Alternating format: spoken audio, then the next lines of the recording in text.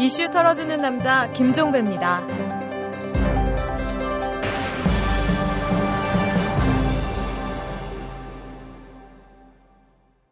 3월 28일 목요일입니다. 이 원세훈 전 국정원장이 국회 정보위원회 소속 여야 의원들에게 편지를 보냈답니다. 퇴임 인사를 전하는 편지였다고 하는데요. 이 편지에서 원세훈 전 원장이 이렇게 주장했다고 합니다. 부임 이후 과감한 쇄신을 통해서 국정원이 확고한 정치 중립 아래 정부의 일관된 대북 정책을 지키면서 음지에서 국익 증진 및 국격 제고에 기여할 수 있도록 많은 노력을 기울여 왔다. 이렇게 자화자찬을 했다고 합니다.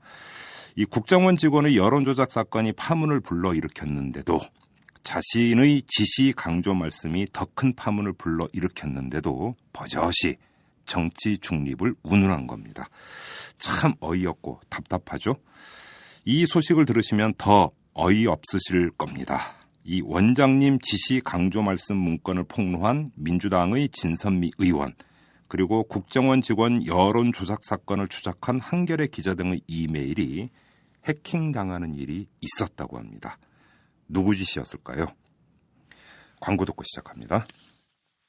재벌과 모피아의 함정에서 탈출하라. 종횡무진 한국경제. 재벌 개혁에 앞장서온 김상조 교수. 그가 한국경제에 던지는 8가지 질문. 우리가 몰랐던 한국경제의 진실을 파헤칩니다. 더 이상 경제 권력자들의 눈속임에 속지 마세요. 종횡무진 한국경제. 오마이뉴스가 만드는 책 오마이북.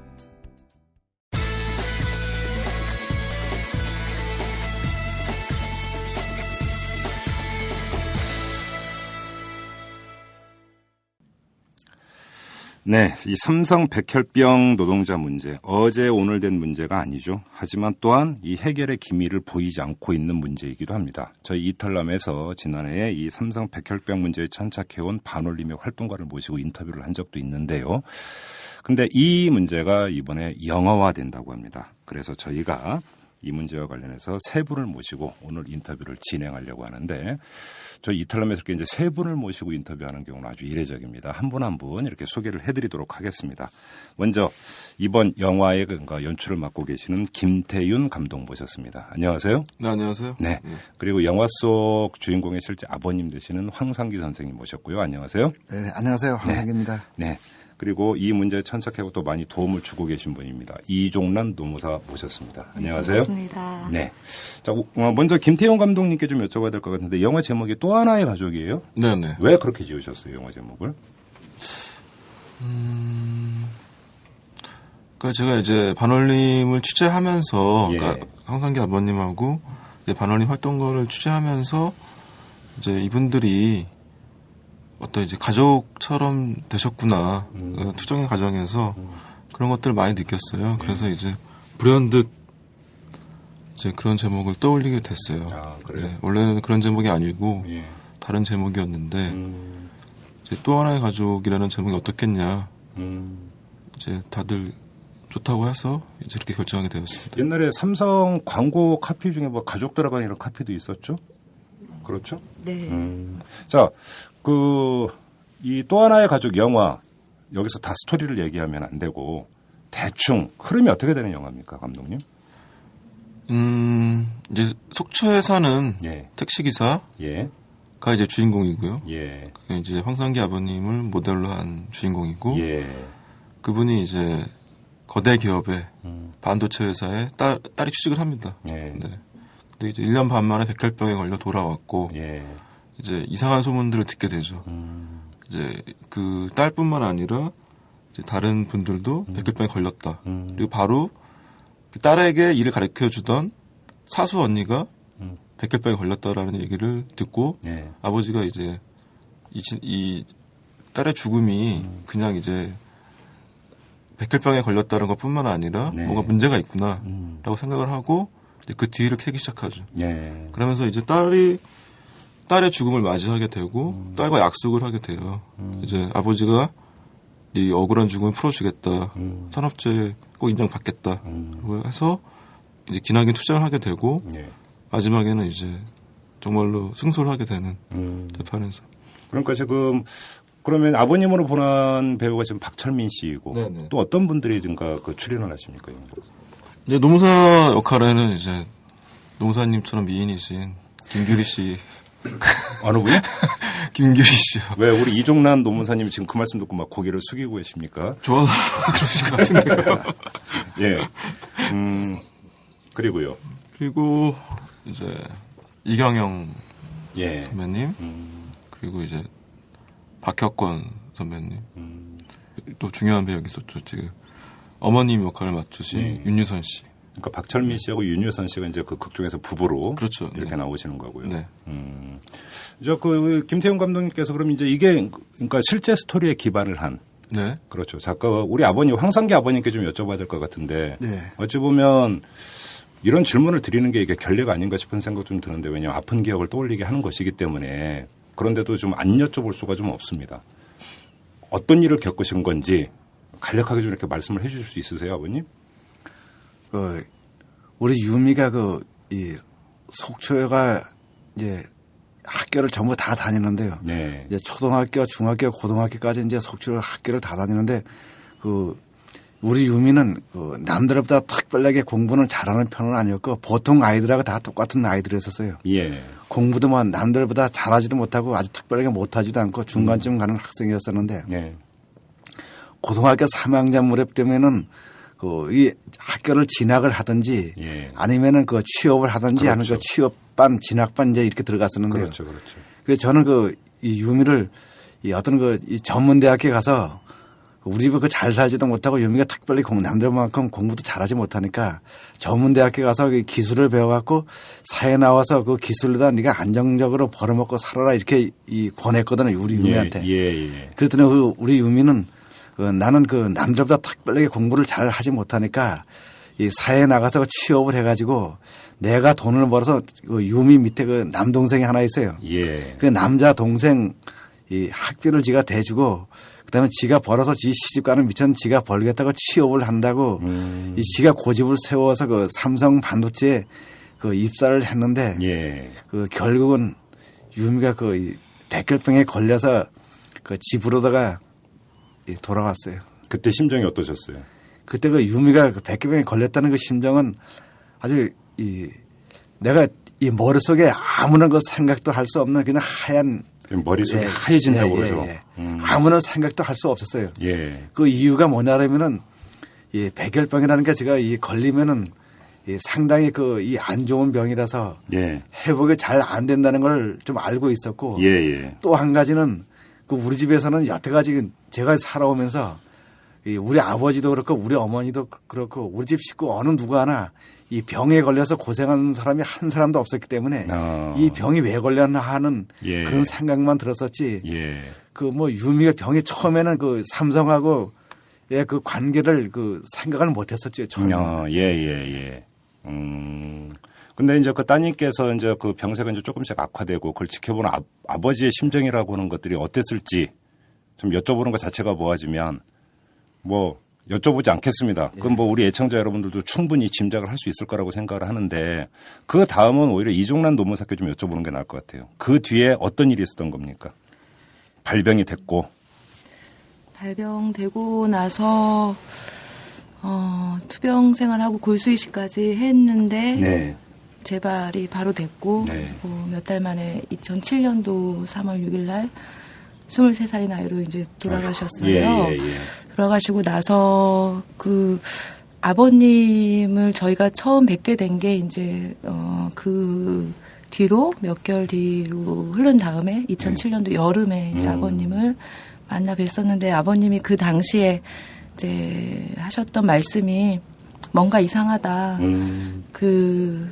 아버님이 이제 곰곰이 생각을 해보고 하니까 이게 한 명도 아니고 두 명도 아니고 주변에서 얘기 들어보니까 여러 명이 걸렸다는데 백혈병이 진상규명이 필요할 것 같다. 네. 근데 삼성을 상대로 맞설 수 있는 사람들이 많지는 않은 것 같다. 예. 여기저기 아름아름 알아보니까 다들 이 문제를 회피하더라. 그런데 도와줄 수 있겠냐. 같이 함께 싸울 수 있겠냐. 이런 말씀을 하셨습니다. 네. 그래서 이제 지금까지 계속 싸운 거고. 아버님, 예. 근데 이제 그 외람된 질문인지는 모르겠지만 이제 그 자식을 먼저 보냈고 그러면 사실 어찌 보면 낙담을 하게 되고 예. 그러니까 돌아보고 싶은 마음이 사실 안 생기는 게 어찌 보면 인지상정일 수가 있어요. 예. 근데 아버님 같은 경우는 오히려 그것에 정면으로 맞섰고 또 국내 최고의 기업이라고는 삼성하고 맞서 싸우기로 결심을 한 거잖아요. 예. 사실 그건 쉬운 결정은 아니거든요. 예. 우리 유미가 이 백혈병에 걸려서 그 재발하고 머리를 빡빡 깎고 있을 적에 네. 내 눈에 보기에도 해상이 할 가능성이 아주 작아 보였었어요. 예. 근데 그 삼성 사람들은 계속 저한테 협박을 했었거든요. 어떻게요? 개인적인 그 질병인데 예. 왜 삼성 사람들 보고 뭐라고 그러느냐. 제가 보기에는 유미가 이 반도체 공장에서 반도체를 가지고 여러 가지 화학약품이나 담궜다 뺐다 하는 작업을 했었고 예. 또 이 환기가 잘 안 돼 갖고 상당히 더운 곳이었다고도 유미가 얘기를 했었거든요. 네. 그리고 이 유미하고 같이 일하는 사람도 똑같이 일하다가 둘 다 똑같이 병이 걸려서 둘 다 이제 그 사람은 먼저 돌아가셨거든요. 예. 그리고 또 그 사람 말고선도 그 주변 이야기가 다른 사람도 이 백혈병에 걸려서 사망했다는 얘기도 또 들었거든요. 예. 그래서 유미한테 제가 약속을 한 게 있었어요. 아. 유미 네가 이 얻은 병은 삼성에서 화학약품 담궜다 뺐다 했기 때문에 예. 틀림없이 삼성하게 거기서 일하다가 작업 현장에서 걸린 병이기 때문에 삼성이 자기네는 아무리 아니라고는 하지만은 네. 거기서 걸리는 병이 맞기 때문에 네가 병이 걸리는 이유를 꼭 밝혀내겠다고 유미한테 약속한 일이 있거든요. 아, 예. 그래서 그 약속을 유미한테 약속을 한 거를 꼭 지키기 위해서 그다음에 유미한테 약속을 지키는 것도 있지만은 네.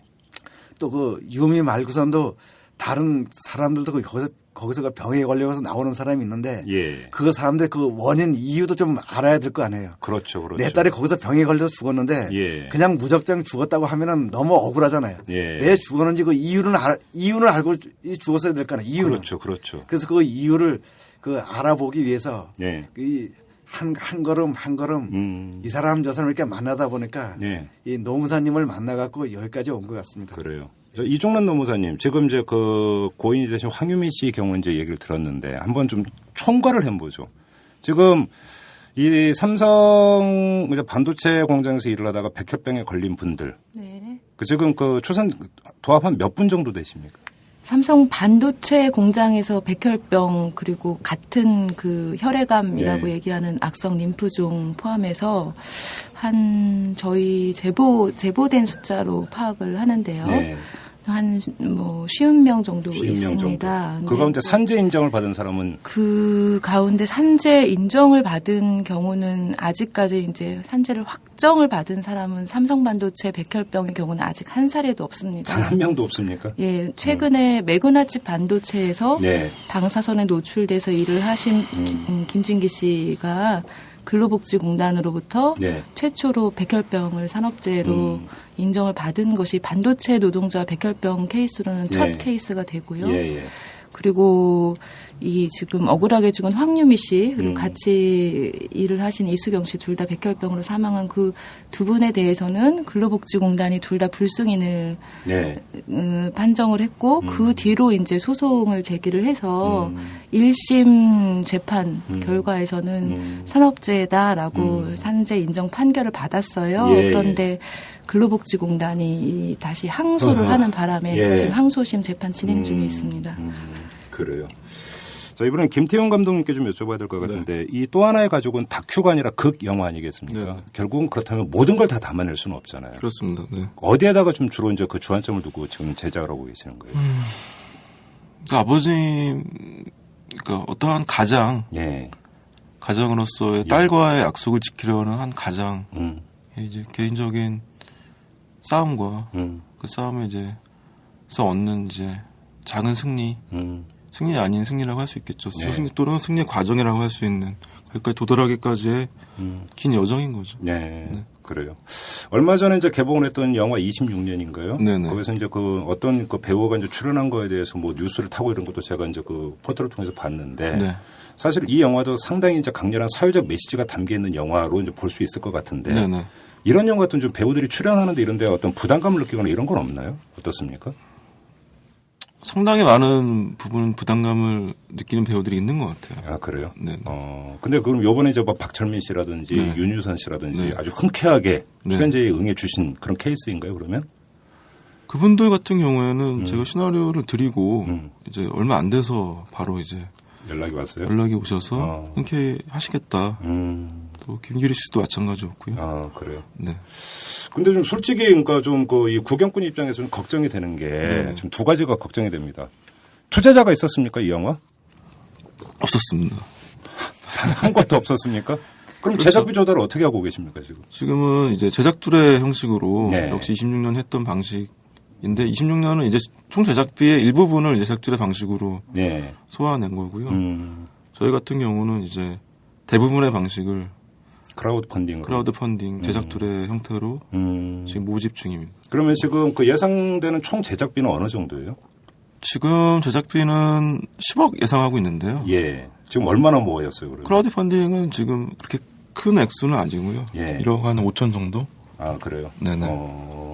좀 많이, 이게 좀 그, 소문이 나고 또 많이 홍보가 좀 돼야 될 필요가 좀 있을 것 네, 같아요. 예, 그렇습니다. 그래요. 제가 나온 이유도 사실 그것 때문이고. 또 하나의 걱정이 되는 게 영화가 다 제작이 다 됐습니다. 편집까지 끝났고. 네네. 근데 배급이 또 중요한 문제 아니겠습니까? 중요한 근데 문제죠. 이건 근데 또 삼성에 걸려 있는 문제입니다. 네네. 배급이 쉽겠어요? 근데 철저하게 이제 흥행 시장의 논리는 네. 철저한 또 아이러니하게도 네. 자본의 논리거든요. 예. 많은 분들이 보기를 원하시면 또 길이 열리지 않을까 그렇게 생각을 하고 있고요. 예. 또 저희도 나름대로 생각하는 방식이 있고요. 어떤 방식이 있어요? 그건 지금 아, 말씀드리기 영업 비밀입니까? 일종의 영업 비밀이죠. 그래요? 알겠습니다. 그럼 더 이상 여쭤보지는 좀 않도록 하고. 네네. 그러면 지금 촬영은 어느 정도로 진척이 됐어요? 총 이제 30회에서 31회차 정도 예상하고 있는데 네. 지금 한 5회차 진행됐고요. 한 6분의 1 정도. 네네. 예. 근데 이제 그 출연하신 배우분들 같은 경우 시나리오 읽고 네. 또 이제 그 극중 인물에 이제 몰입을 하고 네. 이러다 보면은 이제 또 느끼시는 바도 상당히 많으실 것 같은데 네네. 이 배우분들은 뭐라고 말씀을 하세요?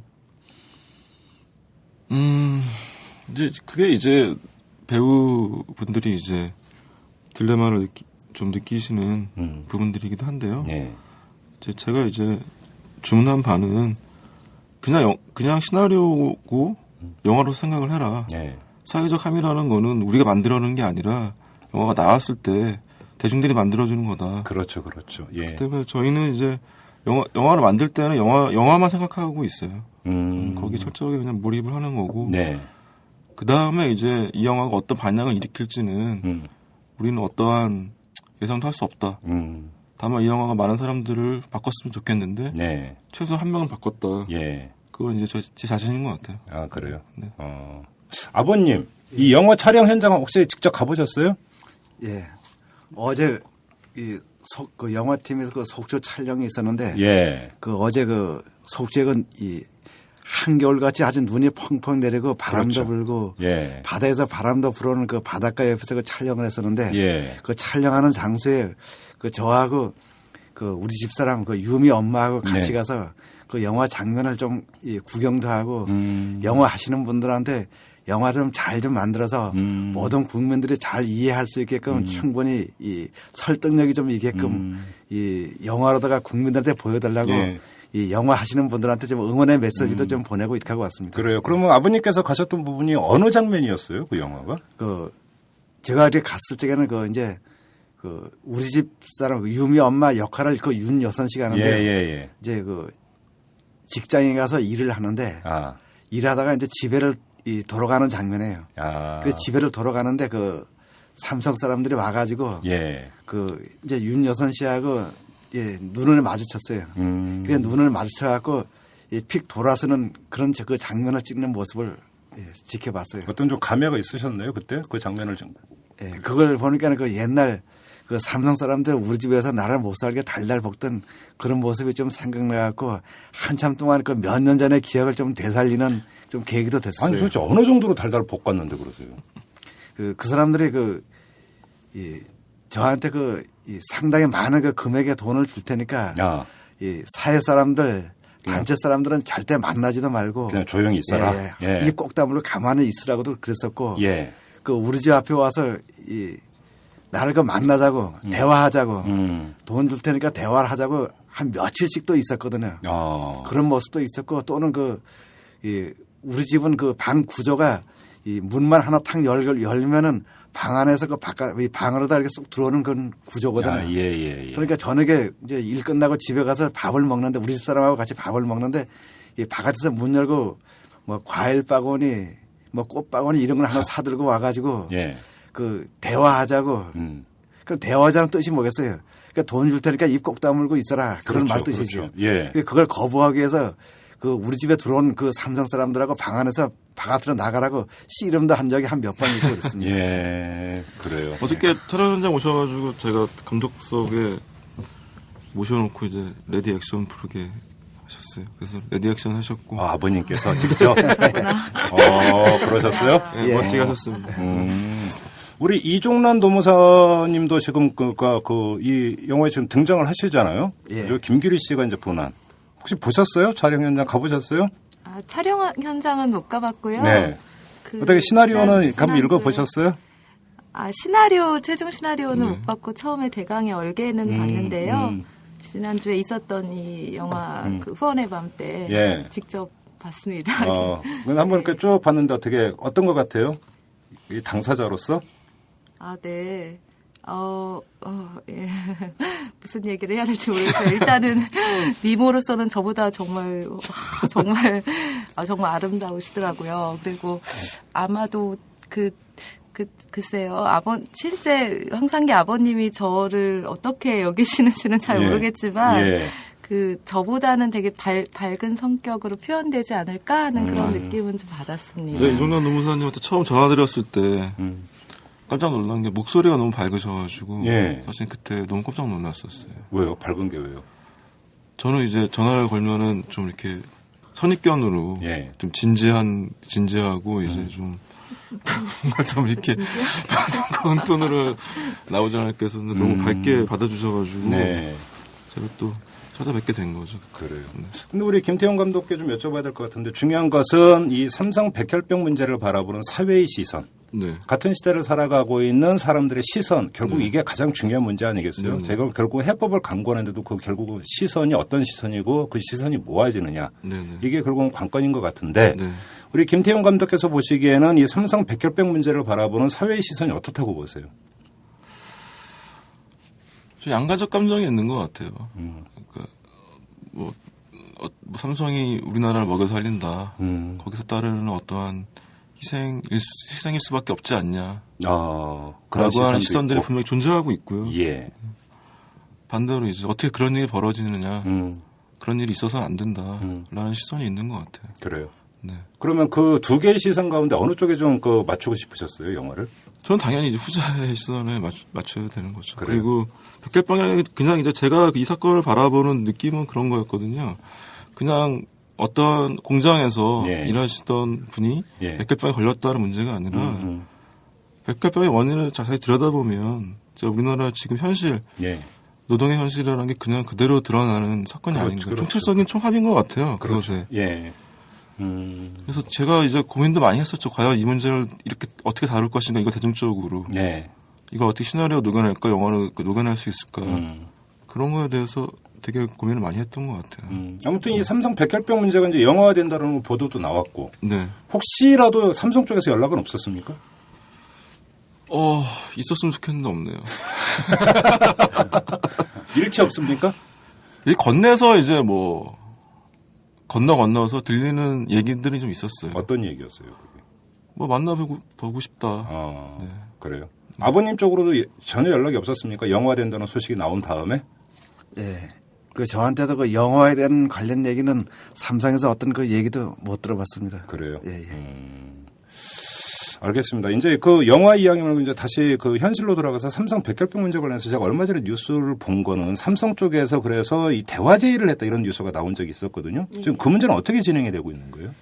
대화 제의를 하긴 했는데 아직 본격적인 대화가 이루어지지는 않고요. 네. 그러니까 대화를 잘 하기 위한 어떤 실무 협의는 한 차례 진행이 됐는데 네. 이제 느낌은 갈 길은 멀다 이런 생각이 좀 그래요? 들었습니다. 좀 풀어주세요. 네. 왜 그런 느낌을 받으세요?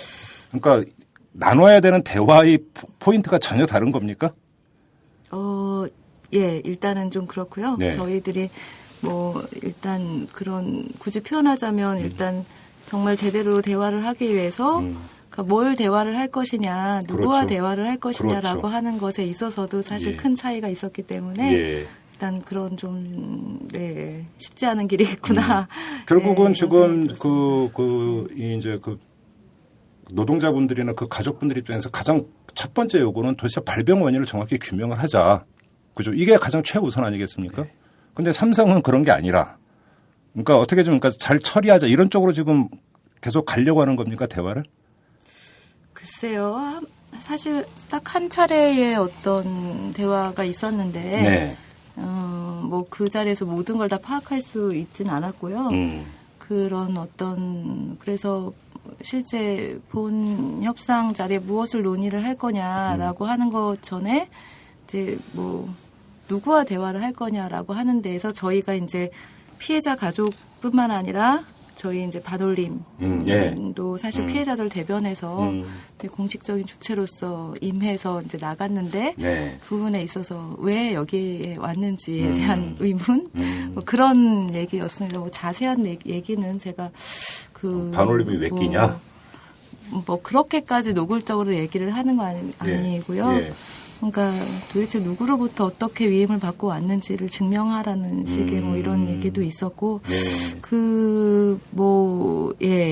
그랬습니다. 그래서 자세한 얘기는 제가 다 할 수는 없긴 한데요. 예. 일단 네. 아무튼 그러면 대화 테이블은 지속이 되는 겁니까?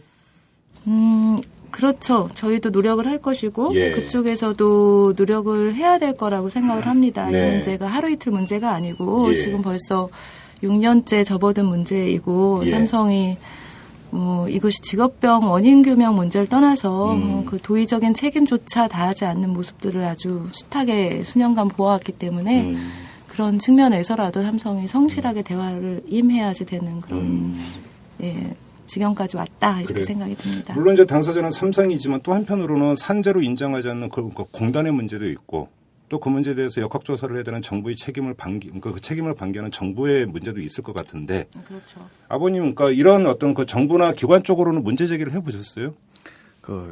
이 문제에 있어서 저는 가장 큰 문제는 이 삼성이 어떤 노동자로부터 견제를 안 받기 때문에 이 문제가 네. 확대가 되고 더 커졌다고 보는 거거든요. 네. 그럼 만약에 삼성에 노동조합이 있었다고 하면은 그 노동조합으로부터 그 견제를 받아서 네.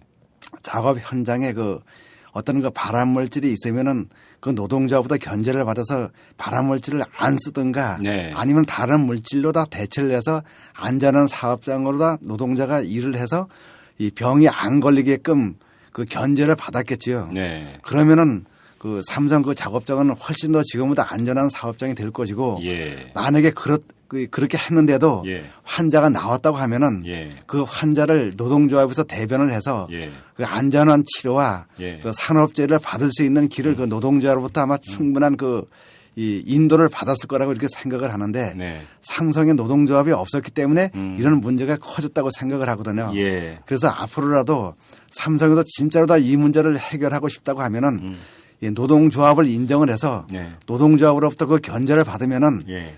그 삼성이 아마 지금처럼 자기가 하고 싶은 대로 나 홀로 예. 내가 하고 싶은 대로 하면은 엉뚱한 길로 가는 것을 노동조합으로 견제를 받아서 회사가 똑바로 가고 이 나라가 사회가 똑바로 갈 수 있는 예. 그런 안을 마련했으면 참 좋겠다는 생각이 들어가고요. 그다음에 또 한 가지가 있는데 이게 이런 사고가 났을 시에 역학조사를 함에 있어 갖고 예. 그 역학조사는 피해자가 인정할 수 있는 산업안전보건위가 참가를 해야 된다고 생각을 하고요. 예. 그다음에 그 역학조사도 사고가 난 시점 길게 한참 지나서 하는 것이 아니고 예. 불시에 그렇죠. 해야 된다고 그렇죠. 생각을 예. 하고 있거든요. 예, 예. 그래서 이런 점은 반드시 좀 개선이 돼야 된다고 생각하고요. 그다음에 또 한 가지는 이 노동자 건강권, 네. 노동자 건강권이 그 영업 비밀보다 더 위에 있어야지 맞다고 생각을 하거든요. 당연한 얘기죠, 예, 예. 그거는. 예, 예. 근데 지금은 이 삼성이나 정부에서 하는 거 보면은 영업 비밀이 노동자 건강권보다 더 위에 있기 때문에 어허. 이 문제가 해결이 안 된다고 보고 있거든요. 예, 예. 그래서 이 문제는 반드시 이 노동자 건강권이 영업 비밀권보다 예. 더 우선적으로 있어서 노동자가 이 건강권이 더 나빠질 때는 네. 영업 비밀이라는 이유를 대지 말고 무조건 어떤 경우라도 현명하고 투명하게 네. 공개하고 역학 조사를 해서 노동자 안전한 사업장을 만들어야 된다고 생각하고 있고요. 네네. 또 한 가지는 이 산재 보험은 사회 보장성 보험으로서 예. 노동자가 그 일을 하다가 다치거나 병들거나 죽거나 하면은 그 노동자 가정이 허물어져 가는 것을 그렇죠, 막기 그렇죠. 위해서 그렇죠. 이 예. 사회 안정망을 구축하기 위해서 만들어 놓은 보험이 산재보험이라고 생각을 하거든요. 맞아요. 예. 그래서 이 산재보험을 지금처럼 너무 엄격한 잣대로 재지 말고 예. 이 사회 구성원이 허물어져 가는 것을 막기 위해서 이런 것을 썼으면은 산재 그 보험의 그 역할을 이 사회 보장성 진짜로다가 사회 보장을 할 수 예. 있는 보장성 보험으로다가 다시 태어났으면은 지금처럼 이 사회가 허물어져 가지 않나 하는 생각이 들어가고 있어요. 그래요. 이종란 노무사님, 제가 무식하게 하나 질문 드리겠는데 당국이 삼성 눈치 보고 있는 것 같아요? 예, 당연히 저는 눈치 보고 있다고 생각을 합니다. 그래요? 예. 왜냐하면 이게 삼성 건이 아니었으면 시간이 이렇게 많이 걸렸을까? 일단 그것부터 해서 예. 뭐냐면 물론 정밀한 엄밀한 과학적 이런 얘기를 하면서 좀 더 조사 기간을 늘리고 이렇게 얘기하지만 사실은 그거는 삼성의 눈치가 보이기 때문에 시간이 익체가 되고 조금이라도 뭔가를 좀 찾아보려고 이런 식이 결국은 누구의 눈치를 보느냐. 그러니까 사실은 뭐냐면 아버님이 좀 전에 얘기하셨던 것처럼 산재보험이라고 하는 것이 사실은 어떤 그 개연성이 추단이 되는 정도면 인정을 할 수 있어야 되고 예. 실제 그렇게 운용이 되기도 하는 경우도 있는데 이제 이 경우는 그렇지 않고 하여튼 좀 더 파야 된다. 좀 더 뭘 증거를 내놔라. 좀 계속 더 질질 끄는군요. 그렇죠. 예. 그래서 벌써 2007년도 6월 달에 이제 황유미 씨 사건이 최초로 예. 접수됐는데 예. 그 사건 6년째 그러니까요. 지금 결론이 나지 않는 상황입니다. 알겠습니다. 이제 좀 인터뷰를 마무리해야 될 것 같은데 우리 그 김태형 감독께 네. 좀 다시 이제 마이크를 드려야 될 것 같은데 좀 예상되는 개봉 시점은 언제예요, 이 영화에? 저희는 올 가을로 예상하고 있습니다. 가을에요? 네. 좀 더 앞당기실 여지는 없으시고요.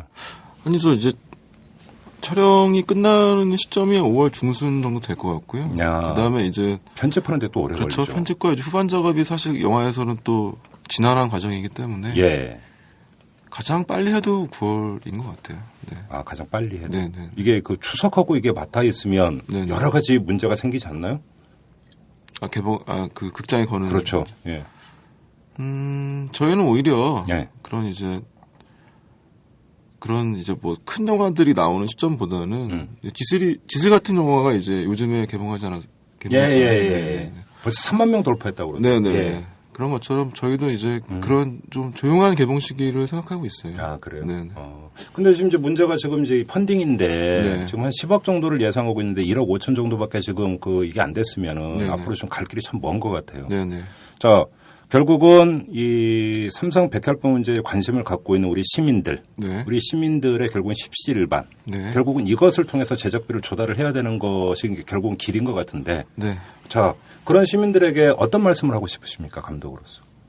영화는 반드시 만들어낼 것이다.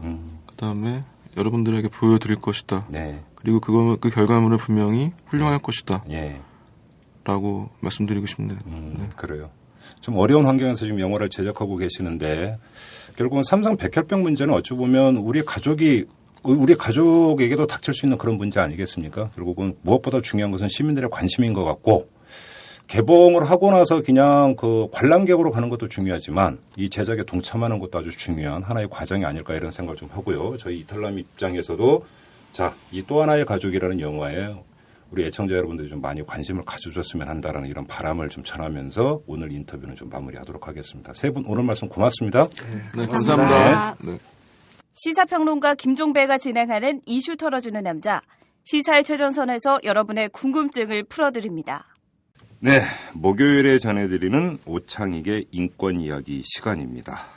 오늘도 어김없이 오창익 인권연대 사무국장님 나오셨습니다. 안녕하세요. 네, 안녕하세요. 한 주 잘 지내셨습니까? 네, 잘 지냈습니다. 네, 지난주에 벌금 이야기는 상당히 반응이 좋았습니다. 아이고, 고맙습니다. 근데 이 반응이라고 하는 게 이제 우리나라 좀 뭐 같다. 네. 열받아하는. 네. 그죠? 그때 이제 지난주에 말씀하시면서 벌금 액수가 중요한 게 아니라 결국은 벌금을 내는 사람들의 그 고통의 지수가 같아야 된다. 네, 그렇습니다. 근데 지금 어제 오늘 이제 계속 나오는 이야기가 이제 국감의 증인 출석을 거부해서 지금 법정에 불려간 이른바 그러니까 이 재벌 총수 일가들 얘기가 좀 있어요. 네. 근데 오늘 보니까 또 법정 가서 깎아달라고 했대 벌금을. 아, 그렇습니까? 양심도 없어요. 그러니까 형벌이라는 건요. 네. 죄값을 치르는 겁니다. 그러니까 벌은 고통을 주는 거예요. 가장 일반적으로는 뭐 감옥에 보내서 신체의 자유를 제한하는 건데 재산도 마찬가지죠. 정용진 신세계 부회장이 700만 원 향을 구형했습니다. 검찰에서. 정용진 부회장한테 700만 원이면 네. 월급쟁이한테 얼마쯤 될까? 700억 정도면 맞을 것 같습니다. 정용진 회장 부회장한테는. 네, 700억. 정지선 회장 뭐 400만 원. 그다음에 정용진 씨 동생이죠. 정유경 신세계 부사장 400만 원 이렇게 구형했어요. 이건 고통이 아니라는 거죠. 껌값이 주고. 그 사람들에게 있어서 중요한 거는 뭐 법정에 출석해서 뭐 기자들 앞에서 약간 뭐 망신을 당하는 것 정도가 있는 거고 아무런 고통을 수반하지 않으니까 이런 형사처벌은 할 필요가 없다는 거고요. 그렇죠.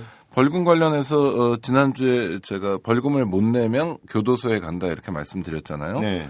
그 숫자가 몇 명인가가 사실 정확히 통계가 안 나옵니다. 이게 지난주에도 말씀드렸던 게 기본적으로 교도소에 몇 명이 가 있냐 또는 뭐 몇 명이 있어야 되냐 이건 당연히 통계가 있는데 법무부의 입장은 굉장히 일관되게 통계가 없다는 거예요.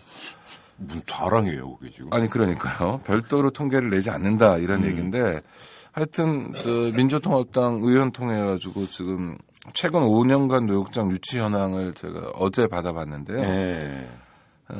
제가 가지고 있던 지난해 국감 자료는 2011년 현재 34,361명이 감옥에 갔다고 돼 있는데 이 통계는 또 38,242건. 한 4,000명이 더 많네. 네네. 그러니까 한 사람이 뭐 2건일 수도 있습니다. 그렇죠. 가능성이 없지는 않지만 하여튼 중요한 건 법무부가 제대로 된 통계를 가지고 있지 않다는 것. 두 번째는 지난주에 말씀드렸듯이 다른 이유, 위험해서 또는 죄질이 나빠서가 아니라 오로지 돈이 없어서 감옥에 가는 사람이 3만 명, 4만 명이나 된다는 겁니다. 2009년 통계는 4만 3천 명입니다. 말이 안 돼요. 말이 안 됩니다. 말이 안 돼요, 진짜. 이건 정말 슬픈 일이고요. 네.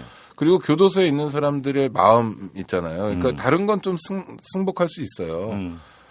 정말 나쁜 범죄를 저질러서 교도소에 간 사람들, 뭐 말로는 억울하다고 그러고 그러지만. 죄져 들어온 사람이 한 명도 없다며, 감옥에. 네. 그런데 실제로 얘기해 보면 뭐 그래도 제가 뭐 잘못했으니까 여기가 와 있죠라고 얘기해요. 그러나 벌금을 못 내서 들어온 사람들은 그렇게 말하기 힘듭니다. 그러니까 정말 패배감, 모멸감, 뭐 그렇죠. 수치심 이런 게 굉장히 강하고요. 도대체 매년 3만 명이 넘는 국민들에게 그런 모멸감, 수치심, 패배감, 단지 가난한 이유로 감옥에 가는 것을 국가가 주고 나서 얻을 게 뭐냐. 그렇지. 군기 잡는 것. 이를테면 뭐 국가가 이렇게 무섭다. 기초 질서라도 지키지 않으면 감옥 간다.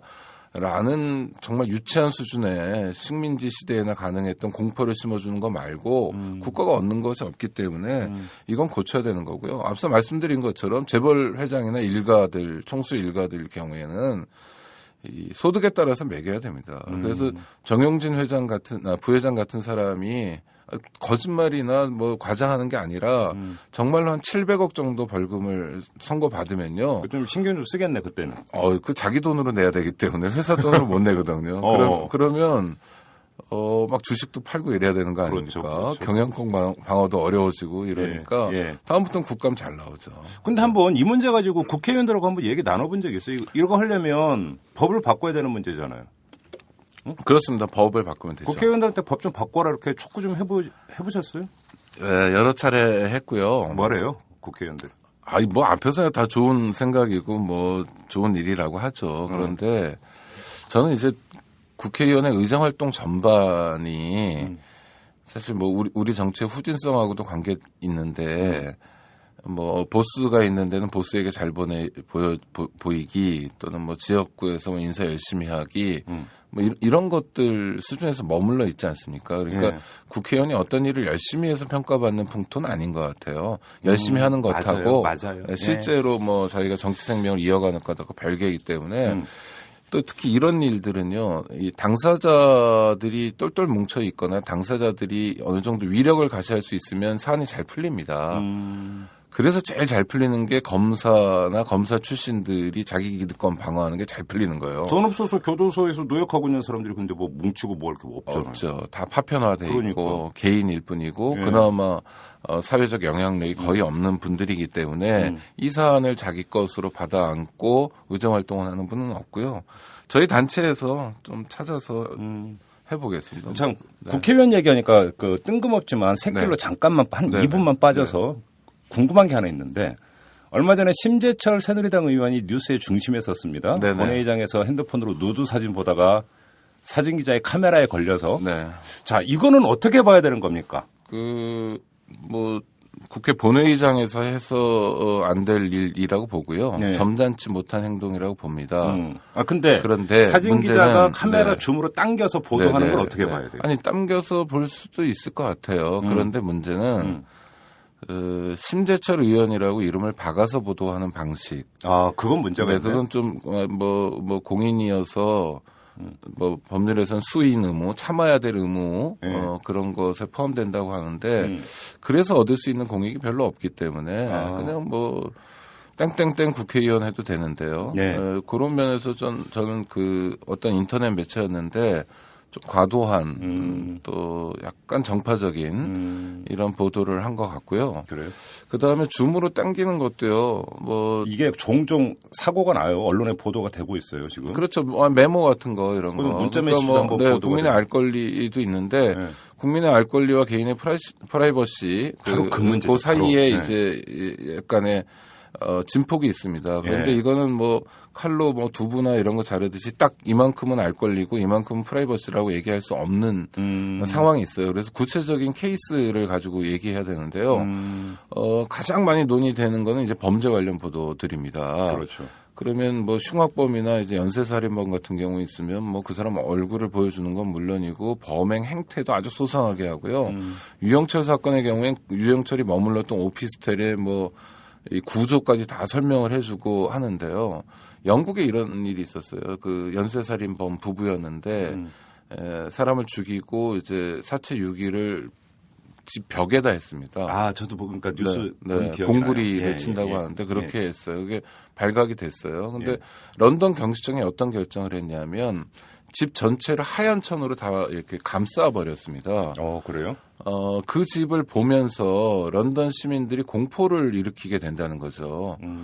그래서 알 권리도 되게 중요하지만 이런 공포로부터 안전할 권리, 또 공포심을 갖지 않을 권리도 중요하다라는 겁니다. 그래서 유럽 방식은 프라이버시나 이런 걸 좀 강조하는 방식이고요. 미국 방식은 알 권리를 강조하는 방식인데 한국은 그 중간쯤에 있다고 봅니다. 그렇지만 뭐 국회의원은 뭐 국민의 알 권리를 위해서 알몸을 벗어야 된다라고 얘기하는 건 과한 거고요. 구체적으로 구체적인 사안 속에서 답해야 된다고 생각해요. 그러나 이번에 심재철 의원의 누드 사진 공개는 꼭 심재철 의원이라고 찝어서 얘기할 공익이 없기 때문에 그건 그 인터넷 매체가 좀 과했다. 지금 제가 네. 들어보니까 그걸 최초로 특정 보도한 거 오마이뉴스네요. 오마이뉴스 아닙니다. 오마이뉴스가 최초로 특정 보도를 했는데 그렇습니까? 그때는 실명을 안 썼고 그렇습니까? 다른 네. 인터넷 매체에서 그 다음에 실명을 박았대요. 이게.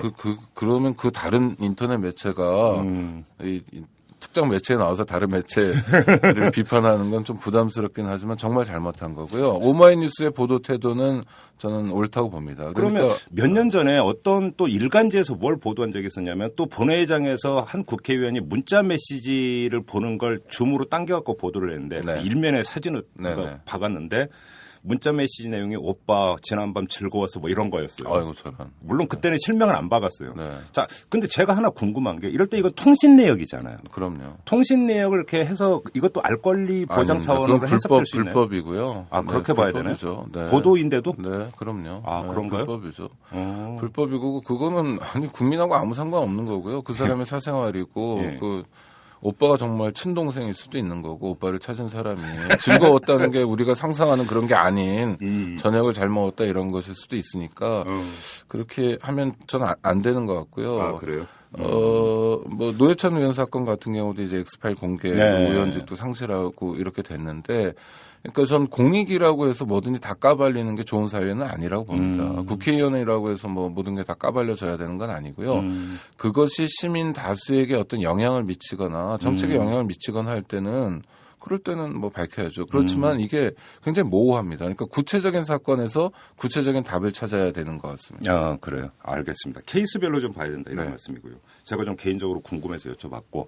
자, 오늘의 본 주제로 들어가 보죠. 오늘의 주제는 어떤 겁니까? 오늘 수갑 얘기를 하려고 합니다. 수갑. 손에 채우는 수갑. 네, 경찰에서 이제 수갑 채우고 뭐 네. 영화나 드라마 보면 많이 나오잖아요. 최근에 수갑을 풀고 도주했다 이런 뉴스가 지금 빈발하고 있어요. 네. 왜 이런 게 최근 들어서 이렇게 많이 나타나고 있는 겁니까? 그건 저한테 물어보실 게 아니라 경찰에게 물어봐야 되는데 예. 정말 이해가 안 되는 사건들이 정말 빈발하고 잇따르고 있어요. 황당해요, 사실. 예. 이를테면 뭐 대구의 한 경찰서 유치장에는 그 통호 아저씨도 못하는 일을 어떤 분이 해내고 요만한 네, 구멍을 조그만 배식구죠. 예. 거기에 예. 뭐 통과한 사람도 있고 뭐 그다음에 슬슬 걸어가지고 뭐 창문도 넘어가고 훌쩍 뛰어넘는데도 경찰관들은 뭘 했는지 아무도 못 봤다는 거고 예. 수갑 풀고 도주한 사건도 이제 곧잘 일어나고 있습니다. 왜 이런 일이 일어나냐? 그러면은 경찰관들이 이구동성으로 하는 얘기가 있어요. 예. 인권 때문이라는 거예요. 에? 인권.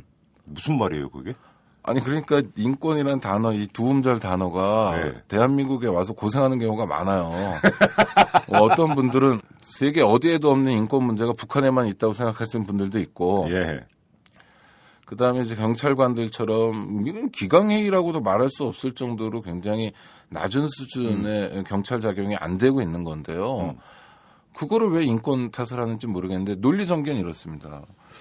그러니까 수갑을 채울 때 세게 조이는 경우가 있습니다. 또 이게 수갑이 움직이면 수갑을 세게도 조일 수 있고 네, 좀 그럼요. 느슨하게도 할 수 있고. 손목의 크기, 굵기가 다르니까요. 그래서 이렇게 또 움직이다 보면 수갑이 세게 조여지는 경우가 있어요. 아, 예. 근데 수갑의 재질이 강철로 돼 있기 때문에 예.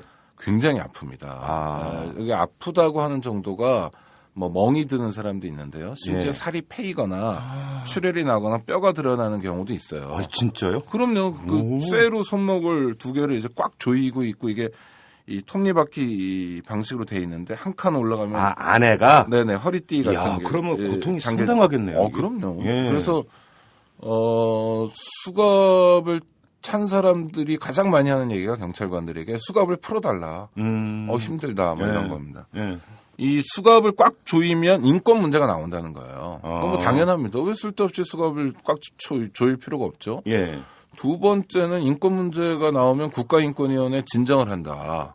그 이제 수갑 찬 사람들이. 네네. 예. 찾던 사람들이. 예. 국가인권위원회 진정을 하면 세 번째. 국가인권위원회에서 조사를 나온다. 그래서 경찰관 입장에서 위축된다. 예. 이게 3단 논법입니다. 예. 아무도 관계가 없는 건데요. 예. 오늘 그런 말씀을 좀 드리려고 합니다. 그러니까 이거는 뭐 일선 경찰관들도 이런 볼멘 소리를 하고 있고. 경찰 또 논리는 너무 꽉 채우면 이게 뭐 그 사람들이 국가 인권이나 진정까지 내고 이러다 보니까 느슨하게 채우다 보니까 풀고 도주하는 경우가 발생한다. 이런 얘기입니까? 간단히 네네. 이야기라면? 네. 그래요? 그래서 느슨하게 채워서 도망갔다 이런 거고요. 예. 심지어 그런 경우만 있는 게 아니라 정말 이게 한심한데요. 예. 수갑을 채워요 어떤 피의자에게. 예. 근데 경찰이 못 풀어요 그걸. 아, 그 뉴스 봤어. 119 불렀다 뭐 이런 얘기 119에 가요 또 쫓아갑니다. 쫓아가가지고 119 그 소방센터에 가서 절단기로 끊는 경우도 있고요. 아니, 열쇠가 있을 거 아니에요. 그러니까 열쇠가 안 맞는다는 거예요. 그러니까 이게 기본이 안 돼 있습니다. 말이 이게. 되는 얘기인가 네. 그게? 그리고 나서는 뭐 그 수갑을 공연히 찬 사람이 있잖아요. 네. 그 사람은 어떻게 됐냐 그랬더니 뭐 인권 문제는 없었고요. 그분은 나중에 흐뭇하게 웃고 돌아갔습니다. 이런 게 경찰의 코멘트입니다. 예. 심지어 모 지역에서는요. 이 절단기로 뭐 119 센터에 가서 끊어주고 이런 일들이 벌어지니까 아예 경찰서에 절단기를 비치해 놓은 네? 지방 경찰청도 있었어요. 진짜로요? 네, 이게 말이 안 되는 거죠. 오. 그러니까 경찰이 기본적으로 정말 기본의 기본도 못 지키면서 괜한 인권 탓을 하고 있는 건데요. 수갑은 이렇습니다. 이게 첫 번째로 수갑에 대해서 생각해 볼 게 법률적 근거는 있어요. 뭐 경찰관 직무집행법에 있는데 여기에 보면 어떻게 돼 있냐면 경찰관이 합리적으로 판단해서 꼭 필요한 경우에만 하도록 되어 있어요. 아, 꼭 필요한 경우에. 네네. 그러면 꼭 필요한 경우가 어떤 경우냐? 그렇죠. 가장 중요한 건 피의자가 도망치려고 할 때입니다. 그때야 채울 수 있겠죠. 네, 채울 수 있죠. 예. 그러나 지금 굉장히 필요한 범위라는 걸 넓게 생각해요. 아무 때나 막 채웁니다. 기본적으로. 그래요? 근데 그럼요. 그리고 또 하나는 이미 제압당한 사람. 네. 그런 사람들 제압당했다는 게 뭐냐면 뭐 제압당했다가 수갑 안 차면 또 도망간다 이런 게 아니라 경찰차에 타고 있거나 그 전위경 버스 있죠. 네. 기동대 버스라고 큰데 그런데 일명 닭장차. 닭장차 이런 데 네. 타고 있는 사람 이건 뭐 채울 의미가 없잖아요. 도망가기 어렵거든요. 네. 거의 불가능하고 네. 또는 지구대나 경찰서에 들어간 사람 이미 그런 사람들도 도망가기 어렵습니다. 형사계 같은 데 가보시면 일반 사무실인데 사무실 앞에 보면 쇠창살이 있습니다. 네, 맞아요. 그리고 예. 그 출입을 통제하거든요. 예. 아무나 들어오거나 아무나 나갈 수 없습니다. 그건 도망을 방지하기 위한 거예요. 그러니까 굉장히 커다란 수갑이 출입문에 차여져 있는 겁니다. 일상적으로. 예. 그러면 거기에 머물고 있는 피의자들은 수갑을 찰 필요가 없죠. 예. 수갑을 차면 쓸데없는 고통을 주는 거거든요. 그렇죠. 그러니까 이 시민들에게 고통을 준다 또는 손에 무언가를 채운다라는 것이 어쩔 수 없을 때 정말 꼭 필요할 때 이 사람이 도망치면 피해자의 권리도 구제할 수 없고 국가가 이 사람을 처벌할 수도 없을 때 해야 되는데 이게 너무 경우가 많다는 게 첫 번째 남발되고 문제고요. 있다는 네, 거죠. 남발되고 예. 있다는 거고 두 번째 문제는요. 수갑 성능이 엉망진창입니다. 그러니까 그래서 절단기까지 비치해놓는. 절단기 비치하고 뭐 사제를 쓰는 사람도 있고 그래요. 경찰이? 네. 아, 사제가 있어요? 수갑? 그럼요. 아, 참, 남대문 시장에서 판다 뭐 이런 얘기 제가 뉴스 보급품보다 사제가 더 좋다 그래서 사제 수갑 가지고 다니는 사람들도 있고 그렇습니다. 우리가 예를 들면 1960년대 정도면 뭐 그럴 수 있다고 봐요. 뭐 어떤 예. 경찰관이 뭐 친척한테 미제 수갑 하나 얻어가지고 자랑하고 다니고 뭐 그럴 수 있다고 보는데 지금 2013년이고요. 한국 기술이 뭐 수갑을 제대로 못 만들어낼 정도는 아닌데. 아니, 그리고 사제 수갑이 생산된다라는 자체가 더 그것도 좀 이상한 거 아니에요? 수갑은 여러 나라에서 생산하니까요. 아. 수갑은 뭐 기본적인 거니까. 네. 우리나라 업체가 수갑을 생산해서 수출하는 경우도 있나 보죠? 그러면? 그건 제가 확인을 안 했습니다만 궁금하시면 다음 주에 말씀드리겠습니다. 예, 알겠습니다. 아무튼. 하여튼 수갑의 성능이 문제인데 네. 자 지금 쟁점은 뭐냐면 수갑을 느슨하게 채우면 손목에 손을 빼가지고 도망간다. 그리고 꽉 채우면 인권 문제가 생긴다 이거예요. 그러면 꽉 채우되 손목에 고통을 주지 않는 방식으로 채우면 되잖아요. 아주 간단한 겁니다. 그렇죠. 네. 이 기술적인 문제인데 수갑에 이중 잠금 장치를 둘 수 있게 돼 있는 수갑들이 있어요. 어떤 식이에요? 그러니까 그게? 밖에서 꽉 채우고 네. 안에서 더 조여지지 않도록. 아. 그러니까 수갑의 목적 있지 않습니까? 예. 손을 함부로 빼서 도망치지 못하게 한다. 이 목적은 그대로 달성할 수 있으되 문제는 그 피의자에게 불필요한 고통도 주지 않을 수 있는. 그렇죠. 이게 아주 간단한 겁니다. 이게 사실은 뭐 어떻게 보면 두 마리의 토끼를 동시에 잡는 거라고 볼 수 있지만 그럼 그렇게 생산하면 되죠. 성능만 개선하면 돼요. 또 하나는 지금 이 피부와 닿는 부분이 강철로 되어 있는데 네. 그런 거를 뭐 실리콘을 댄다거나 그렇죠. 고무를 댄다거나. 탄력 있는 고무를 댄다거나 해도 얼마든지 해결할 수 있어요. 그런데 수갑의 재질, 그다음에 수갑의 방식은요. 건국이를 한 번도 안 바뀌고 있는 거예요. 그러니까 저는 경찰들에게 그런 얘기를 하고 싶은 겁니다. 경찰관보다는 예. 경찰청에 하고 싶은 얘기인데, 아니 기본적으로 재질만 좀 개선하고, 예. 그다음에 어차피 돈 주고 사는 거니까 업체한테 작업 지시를 그렇게 하면 되잖아요. 이런 수갑을 만들어 달라. 그렇죠. 안전하면서도 예. 도망칠 수 없는, 함부로 풀릴 수 없는, 경찰관은 뭐 마음대로 풀을 수 있는, 열쇠가 맞지 않거나 이런 불상사가 없는, 예. 제대로 된 수갑을 만들어 달라. 그리고 입찰해가지고 좋은 제품을 사서 쓰면 됩니다. 그거 간단한 일이잖아요. 간단한. 네. 그 간단한 일이 지금 쟁점이 되고 있고요. 또 더 심각한 건, 오늘 오후에 국가인권위원회에서 이 문제를 가지고 정책 토론회를 열어요. 저는 진짜 뭐 이런 문제도 좀 살펴보고 하는 건 좋은데 네. 제목이 이렇습니다. 수갑의 재질과 관리 운영에 대한 개선 방안 권고 정책 토론회예요. 지금 오창익 국장께서 말씀하신 대로 그것만 좀 발주만 바꿔서 이렇게 생산하러 오면 끝나는 문제 아니에요? 그게? 그러니까 국가인권위원회는 뭐 지금 위원장으로 계신 현아무개 씨 취임 이후에 예. 자기 역할을 제대로 못하는 거로 정말 정평이 나뉘는데 예. 역할을 못하는 것 중에 이런 게 있습니다. 국가인권위원회가 권고를 해요. 권고한 내용은 제가 방금 말씀드린 거랑 크게 다르지 않아요. 이중 잠금 장치를 둬라. 그리고 피부와 닿는 면의 재질을 뭐 실리콘이나 고무 등으로 바꿔라. 예. 그럼 살을 패고 들어가는 이런 끔찍한 예. 일은 없으니까요. 예. 그 다음에 또 수갑을 뒤로 채우는 경우가 있습니다. 예. 뒤로 채우는 건 하지 마라. 앞수갑을 채워라. 왜 예. 효과는 똑같은데 뒤로 채우면 굉장히 고통이 심하고요. 그렇죠. 인간이 갑자기 인간에서 동물, 짐승의 반대로 떨어져 버리는 거예요. 예. 그건 뭐, 저 중세 때나 했어야 될 일이지. 지금 대한민국의 살리는 아니다. 뭐, 이런 몇 가지 이 원칙, 또 사람들이 다치지 않도록 유의해라. 이런 걸 권고를 했어요. 예. 경찰청이 안 받아들입니다. 그러니까 왜냐하면 이제 조직 자체가 활동이 없고 조직 자체가 우스꽝스러워지니까 국가인권위원회는 2011년 창립 이래 계속 권한이라는 게 기껏해야 권고하는 거예요. 인권이 말발이 전혀 안 서는 안 서는 거죠. 네. 그래서 권고 수용률도 굉장히 많이 떨어졌고요. 이명박 정권에서. 네. 그러니까 경찰은 피의자 도망 사태와 같은 기본적인 사건, 정말 경찰이 기본도 안 해서 벌어진 사건에 대해서 계속 국가인권위원회 탓을 돌리고 인권 때문에 이제 수갑을 단단하게 못 채워서 도망갔다는 얘기 반복하니까 예. 국가인권위원회 고심하다가 오늘 정책 토론회를 열게 된 거예요. 예. 그래서 뭐 제가 그 소식을 듣고 야 이건 해도 너무 심하다.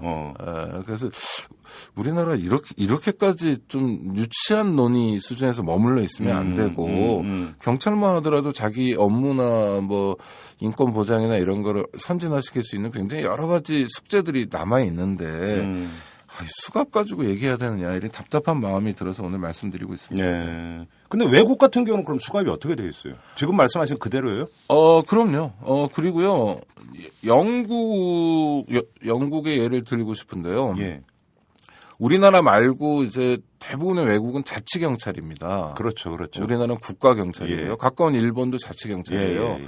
그래서 한국은 한국 경찰하면 다 얘기가 되는데 영국 같은 게 뭐 런던 뭐 이렇게 지역으로 얘기하는 게 맞습니다. 그래서 우리가 흔히 미국 할 때 뉴욕 경찰, 뭐 LA 경찰 이렇게 얘기하는 게 맞고요. 조금씩 다릅니다. 예. 그러니까 기본이 되는 건 뭐 런던 경찰이니까 런던 경찰이 예를 들면은 수갑을 채울 때 첫 번째 원칙이요. 뭐 합법적으로 써야 되고 네. 그다음에 균형 있게 써야 되고 필수 불가결하게 써야 된다. 그럴 때만 수갑을 착용하는 게 정당화될 수 있다. 이건 우리나라랑 똑같아요. 예. 거의. 예. 두 번째는 뭐라고 그러냐면 수갑 사용을 할 때 상관, 일선 경찰관들이 있으면 상관이 있죠. 예. 상관 그리고 법정. 예. IPCC라는 조직이 있는데요. 이거는 뭐 인디펜던트 폴리스 컴플레인 커미션. 대충 번역하면요. 의역을 해야 되겠는데 독립적 경찰 비리 민원 조사위원회입니다. IPCC라는 조직이 뭐냐면 우리나라에 뭐 전영철 농민 사망 사건 같은 게 있었잖아요. 예. 시위하다가 예. 영국에도 비슷한 사건이 있었어요. 그때 이제 사망까지는 이르지 않고 부상을 했습니다.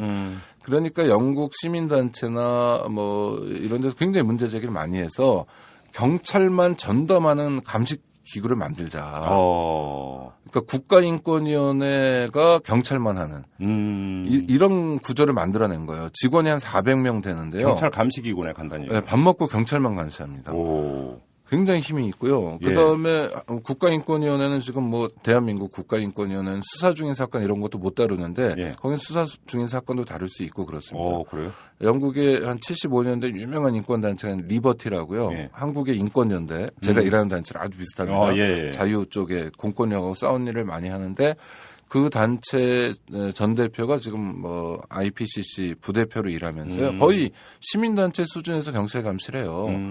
그러니까 수갑을 채울 때 이거예요. 뭐 합리적으로 채워라. 꼭 필요할 때만. 두 번째, 당신의 직장 상사인 고위직 경찰관들이 인정할 수 있게 채워라.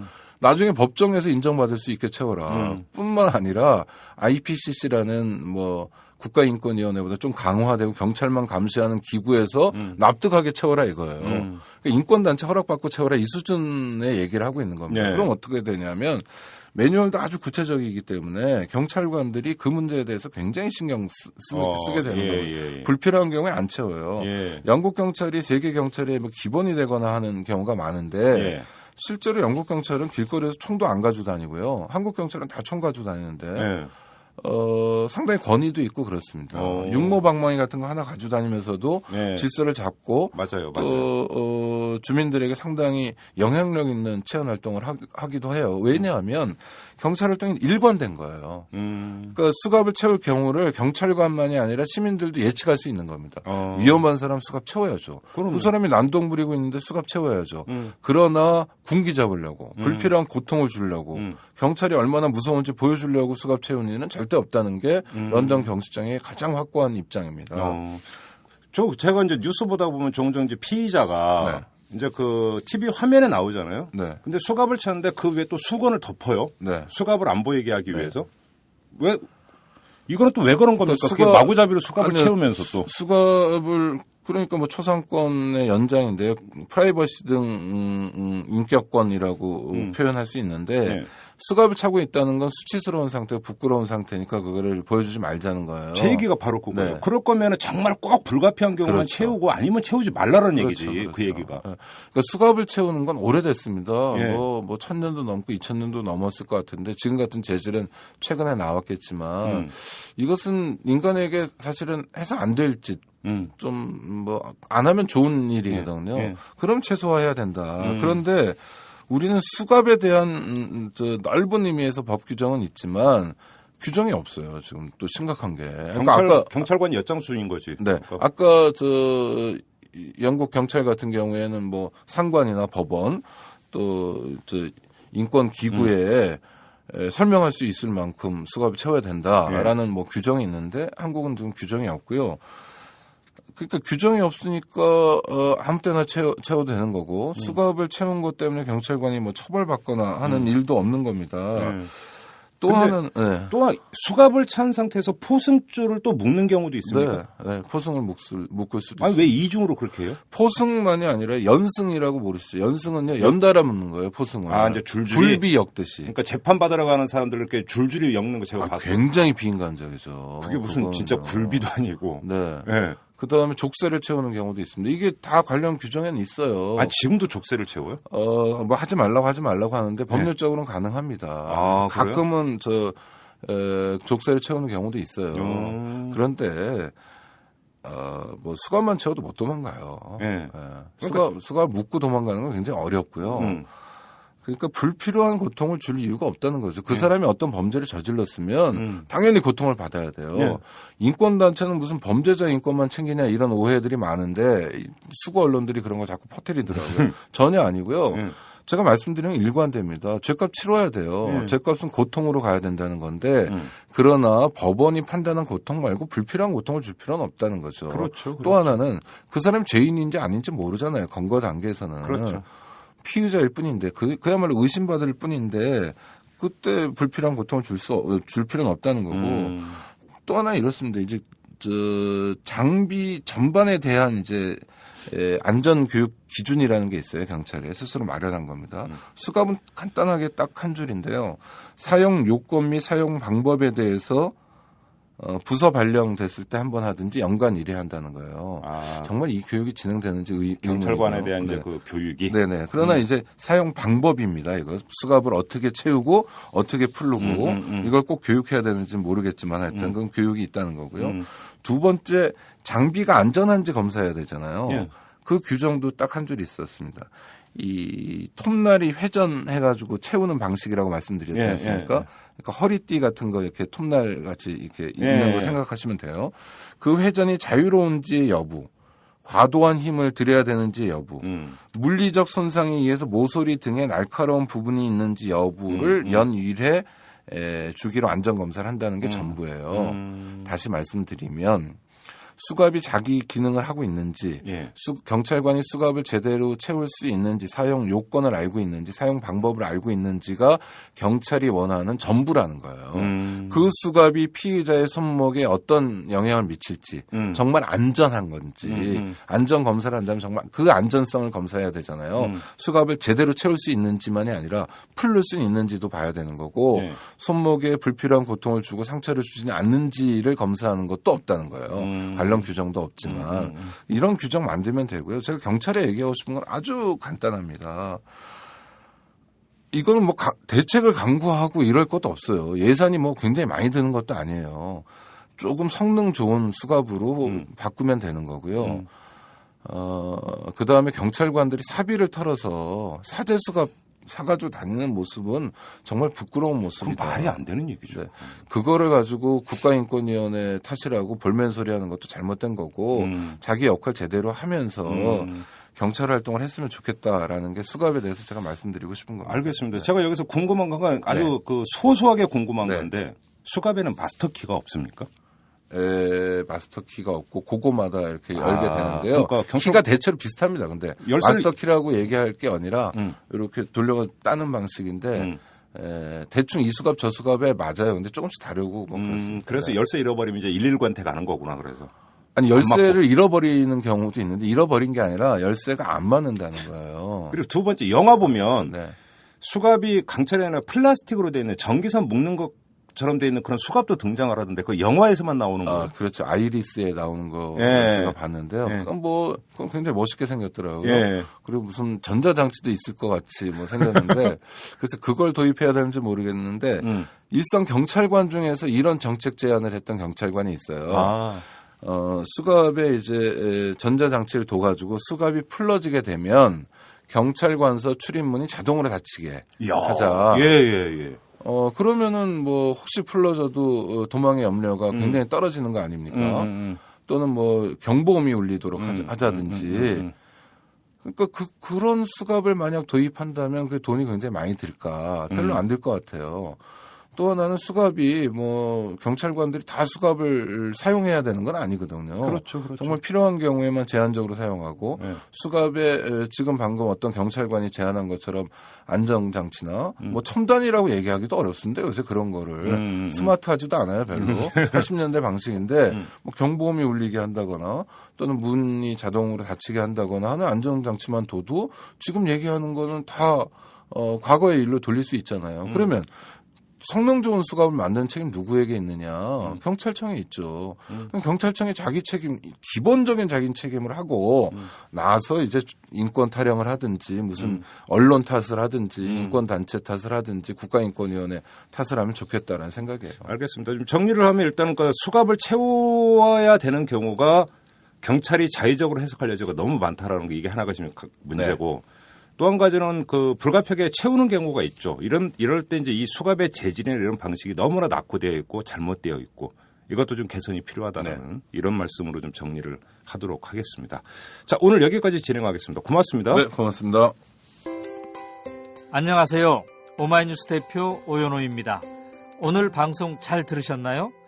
오마이뉴스는 10만인 클럽 회원 여러분의 후원으로 이탈남을 제작하고 있습니다. 오마이TV의 대선 올레도 10만인 클럽 덕분이었습니다. 이탈남과 오마이TV 더 열심히 하겠습니다. 여러분이 제작자입니다. 월 10,000원에 참여 10만인 클럽 회원이 되어 주십시오. 오마이뉴스 첫 화면에서 직접 가입하시거나 02-733-5505 내선 274번으로 전화 주시면 담당 직원이 안내해드립니다. 지금 7,500명입니다. 함께해 주십시오. 감사합니다. 네, 앞서서 삼성 백혈병 노동자 가족을 그린 영화 또 하나의 가족 이야기를 전해드렸는데요. 지금 제작비 조달에 상당히 어려움을 겪고 있다고 이 감독께서 이렇게 이제 호소를 하셨는데 혹시 이 방송을 들으시고 도움 주실 분들 여기로 한번 연락 주시기 바랍니다. 이 검색창에 또 하나의 가족 제작두레 이렇게 치시면 바로 이 영화 홈페이지 들어갈 수 있고요. 또 홈페이지 주소도 따로 있습니다. anotherfam.com인데 anotherfam.com 이렇게 치시면 됩니다. 뭐 검색창에 또 하나의 가족 제작둘에 이렇게 치셔도 되고요. 여러분들의 많은 관심과 성원 부탁드리면서 오늘 방송 마무리하도록 하겠습니다. 지금까지 이탈남 김종배였습니다.